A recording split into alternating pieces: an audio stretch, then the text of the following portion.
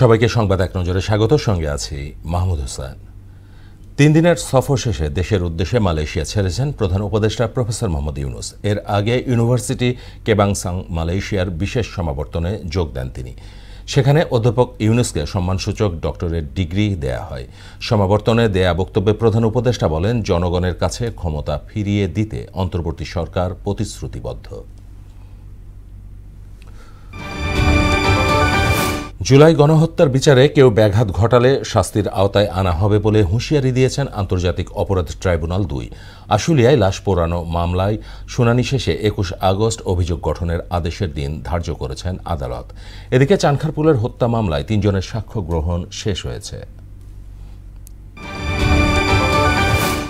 একটি গোষ্ঠী মব সন্ত্রাসকে ক্যান্সারে পরিণত করেছে বলে অভিযোগ করেছেন বিএনপির সিনিয়র যুগ্ম মহাসচিব রুহুল কবির রিজভী। আর দলের স্থায়ী কমিটির সদস্য ডাক্তার AZM জাহিদ হোসেন বলেন, একটি পক্ষের নির্বাচন হতে না দেয়ার হুমকিকে স্বৈরাচারের পদধ্বনি ও নির্বাচন বানচালের ষড়যন্ত্র হিসেবে দেখছে বিএনপি। নিম্নকক্ষে সংখ্যানুপাতিক পদ্ধতিতে নির্বাচন সহ কমিশনের কাছে 7 দফার দাবি জানিয়েছে ইসলামী আন্দোলন বাংলাদেশ। সিইসির সঙ্গে বৈঠক শেষে দলটির নেতারা বলেন, জুলাই সনদ প্রণয়নের আগে নির্বাচনের তারিখ ঘোষণার সিদ্ধান্ত প্রশ্নবিদ্ধ হয়েছে। এদিকে আগামী নির্বাচন পেশি শক্তির প্রভাব মুক্ত রাখার দাবি জানিয়েছে বাংলাদেশের সাম্যবাদী দল।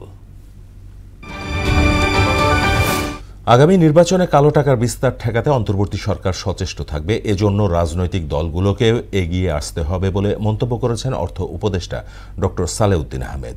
দুপুরে সচিবালয়ে আয়োজিত এক সংবাদ সম্মেলনে তিনি বলেন, নির্বাচনে ঋণ খেলাপিরা অংশ নিতে পারবে না। জানান, ডিসেম্বর থেকে এনবিআর থাকছে না। বাড়ি ভাড়া ও চিকিৎসা ভাতা সহ কয়েকটি দাবি পূরণে সরকারের আশ্বাসের পর আন্দোলন স্থগিত করেছে এমপিওভুক্ত শিক্ষা জাতীয়করণ প্রত্যাশী জোট। তবে এসব দাবি সহ জাতীয়করণ করতে 1 মাসের সময় বেঁধে দেয় সংগঠনটি। জোটের সদস্য সচিব বলেন, 14 সেপ্টেম্বরের মধ্যে সরকার প্রতিশ্রুতি বাস্তবায়ন না করলে লাগাতার অবস্থান কর্মসূচি দেয়া হবে। এই ছিল সংবাদ এক নজরের সবশেষ খবর। সবার আগে জানতে মোহনার সাথেই থাকুন। এতক্ষণ সঙ্গে থাকার জন্য সবাইকে ধন্যবাদ।